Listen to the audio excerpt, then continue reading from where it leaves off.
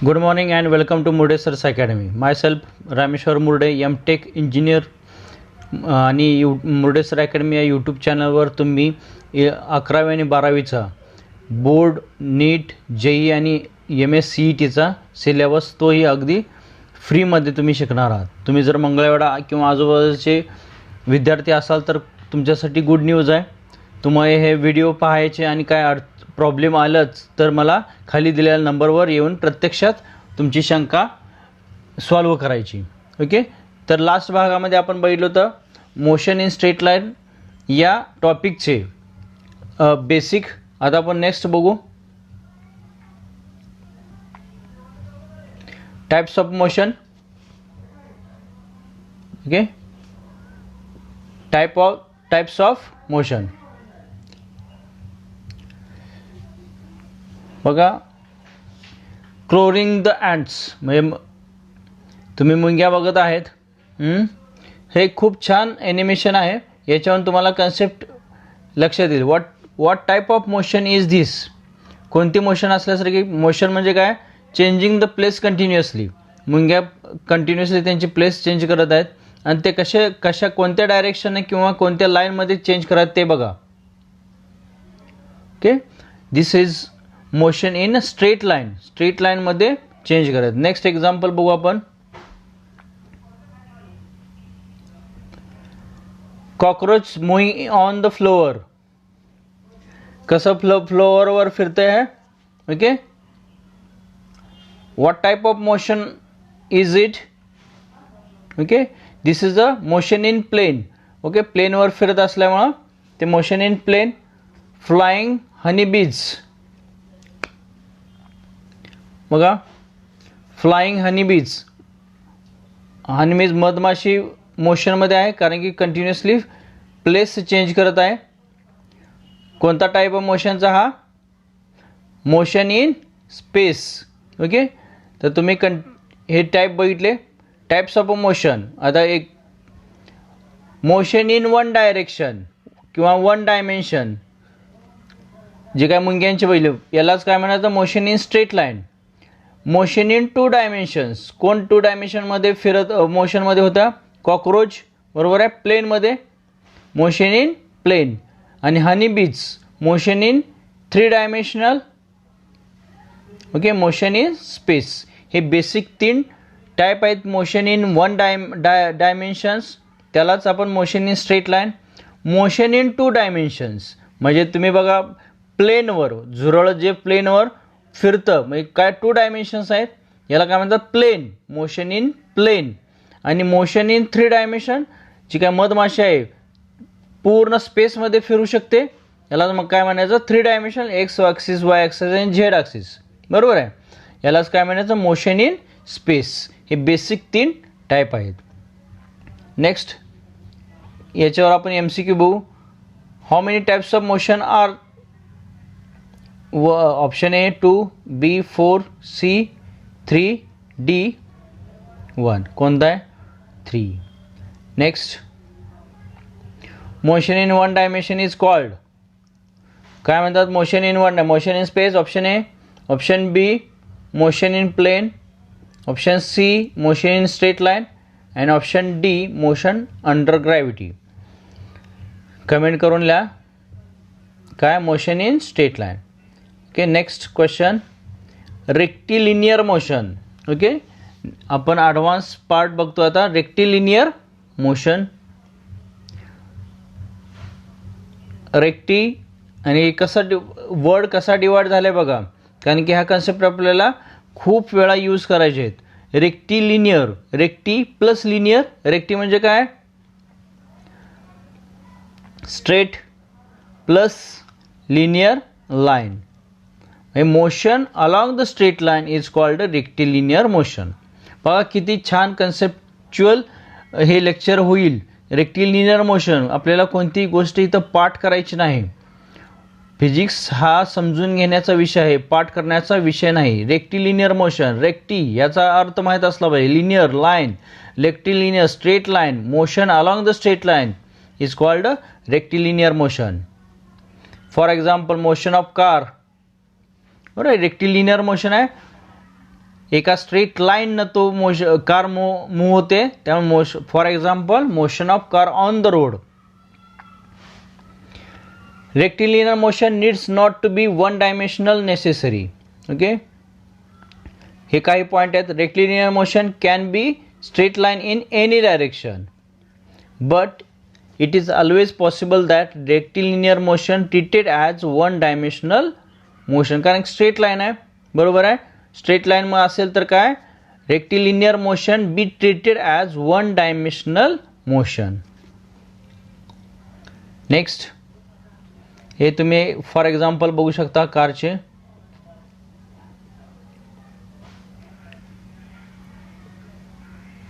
Rotation of coordinate system does not change the rectilinear motion of car. जरी rotation change झालं का coordinate axis, बघ हे अलीकडची कोऑर्डिनेट ॲक्सिस, आणि तुम्ही त्या कोऑर्डिनेट ॲक्सिसला चेंज केलं तरी पण rectilinear motion, rotation of coordinates, तुम्ही रोटेट केला ना थोडा, हा ॲक्सिस साईडचा जो ॲक्सिस दिसतोय आता कार मूव्ह झालेली. अजून एकदा बघा,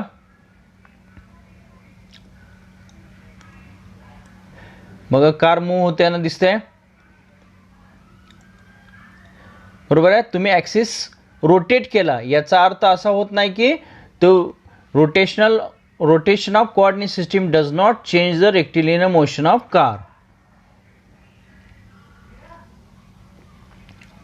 नेक्स्ट, काही कन्सेप्ट आपल्याला इथं यूज करावं लागणार. Scalar quantity. स्केलार म्हणजे काय, the quantity with magnitude on alone and no direction. अशा काही क्वांटिटी आहेत आपल्याकडे फिजिक्समध्ये, त्याला फक्त मॅग्निट्यूडची गरज असते. हे डिटेल्समध्ये आपण बघणारच आहे, पण आता आपल्याला मोशन इन स्ट्रेट लाईनला काही क्वांटिटी गरजेची आहे. पाथ लेंथ अँड स्पीड, याला फक्त लेंथ गरजेची आहे, म्हणजे 5 मीटर. पाथ लेंथ किती आहे, 5 मीटर. 5 मॅग्निट्यूड, मीटर युनिट आहे. स्पीड किती आहे, 40 किलोमीटर पर सेकंद. 40 किलोमीटर, बरोबर आहे. 40 काय त्याचा मॅग्निट्यूड आहे, आणि युनिट, ज्या क्वांटिटीमध्ये मॅग्निट्यूड आणि फक्त युनिट हे असतं त्याला काय म्हणतात, स्केलार क्वांटिटी. तसंच vector quantity, quantity with both magnitude and direction follows law of vector addition. आपण हे व्हेक्टर युनिट बघणार आहे, त्यामध्ये कोणते व्हेक्टरचे लॉ आहेत हे आपण पाहणार आहोत. For example displacement, velocity. आता ह्याच्यातलं आपण बेसिक, हे खूप बेसिक युनिट आहे.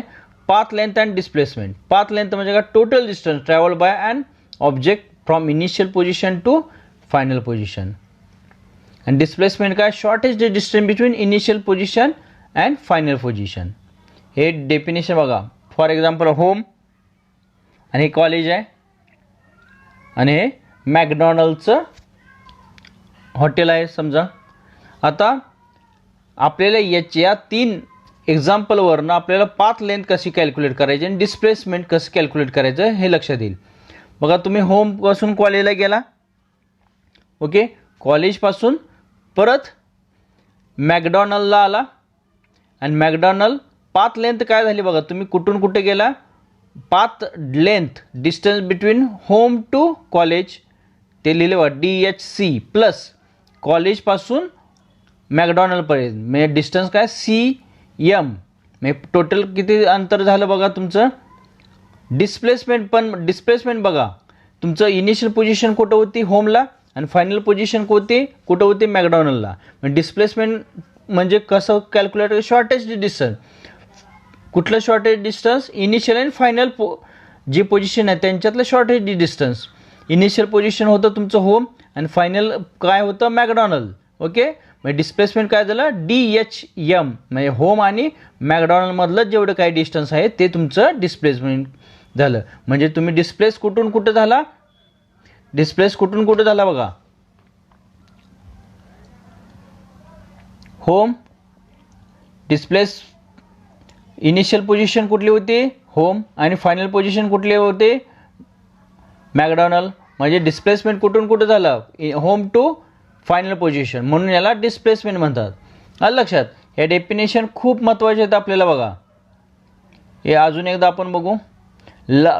पाथ लेंथ म्हणजे काय, जेवढं काय डिस्टन्स तुम्ही ट्रॅव्हल करतात म्हणजे इनिशियल टू फायनल तेवढं सगळं काय काउंट केलं जातं पाथ लेंथमध्ये. आणि डिस्प्लेसमेंट म्हणजे काय, जेवढं काय शॉर्टेज डिस्टन्स आहे इनिशियल पोझिशन आणि फायनलमध्ये. म्हणजे इथं path length is equal to displacement कधी असेल बघा, ज्यावेळी इनिशियल आणि फायनल पोझिशन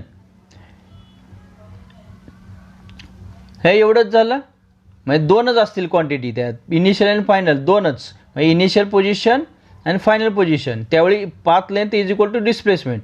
आता बघा बरोबर आहे. आता हेच गोष्टी कशा चेंज होतात बघा. Path length never be zero, बरोबर आहे, डिस्टन्स कधी झिरो नाही, पण डिस्प्लेसमेंट झिरो असू शकतं. आता हे कसं होऊ शकतं बघा, तुम्ही इनिशियल पोझिशन आहे होम, कुठे गेला, मॅकडॉनल्डला गेला. आता मॅकडॉनल्डपासून परत माघारी फिरला, म्हणजे तुमची इनिशियल पोझिशन कोणती होती, होमच, आणि फायनल पोझिशन कोणती होती, होमच. म्हणजे काय डिस्प्लेसमेंट काय झालं, झिरो. इनिशियल पोझिशन आणि परत फायनल पोझिशनला पण तुम्ही घरीच आला, याचा अर्थ काय डिस्प्लेसमेंट झिरो झालं. येते लक्षात. पण पाथ काय झाला, जेवढं काय डिस्टन्स आहे होमपासून मॅकडॉनल्डपर्यंत जायचं ते परत तिथून पुढं माघारी. पाथ लेंथ काय असणार आहे, home to McDonald, McDonald to home, पण डिस्प्लेसमेंट झिरो झालं. का झालं, कारण इनिशियल आणि फायनल तेच आहे तुमचं, घरीच आला तुम्ही. बघा magnitude of displacement may or may not be equal to path length travelled by an object. हे काही पॉईंट आहेत ते लिहून घ्या, कारण की हे खूप गरजेचे आहेत, कारण की MCQला असे काही क्वेश्चन विचारले जातात. Magnitude of displacement for complete motion. आता काही MCQ बघू आपण. बघा correct statement among the following is, when displacement is zero distance traveled is not zero. when displacement is zero distance traveled is also zero. तिसरं काय बघा, when distance is zero displacement is not zero. and fourth काय, distance traveled and displacement are always equal. आता बघा तुम्हाला याच्यावरनं statement कोणतं correct आहे ते ओळखा. कोणतं येईल, when displacement is zero distance never be zero.